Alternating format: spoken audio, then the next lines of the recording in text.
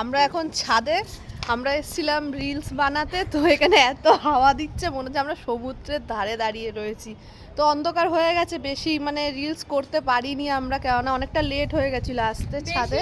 বেশি করতে পারি হ্যাঁ। আমি ঠিক করে নিয়েছি। তার মধ্যে সোনুর পেয়ে গেছিল পটি, আবার এসছে বলছে পটি পেয়েছে, আবার সে নিচে গেলাম, আবার বাবানও আসলো, আবার গেট খুলতে হলো, মানে রিজুকে পাঠালাম, এই করতে করতে লেট হয়ে গেছে। তো আমি বেশি রিলস করতে পারিনি, তো কোনো ব্যাপার না। কালকে শাড়ি পরে শিওর করে রোজ বলছি শাড়ি পরে করবো করবো, আর করার হচ্ছে না। হোয়াটসঅ্যাপে মেসেজ করছি, মা তুমি শাড়ি পরে রেডি হও, দেখছে না, আজকে বলছে এমনি কাপড় পরে করি, কালকে করবো। এই কথাটা কালকেও বলেছি।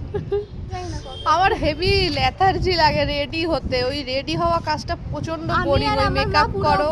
আমি হচ্ছে কাপড় পেলেই পরে নিই, সেজে গুজে নিই, আর আমার মায়ের লেথার্জি আমার কাপড় পরতে আর মেকআপ করতে প্রচন্ড বোর লাগে। অনেকেই আছে মেয়েরা মেকআপ করতে, হ্যাঁ মেকআপ করতে ভালোবাসি, বাট ওই হয় না সারাদিন কাজ বাজ করে ঘরের, তারপরে মনে হয় একটুখানি রেস্ট নিই, তারপরে আর ইচ্ছা করে আবার রেডি হয়ে ছাদে আসো, কেননা দিনের আলোটায় খুব সুন্দর ভিডিওগুলো হয়, ওই জন্য চেষ্টা করি ছাদে এসে ভিডিওগুলো করার। তো চলো বাই বাই, আবার তোমাদের সাথে পরে কথা হবে।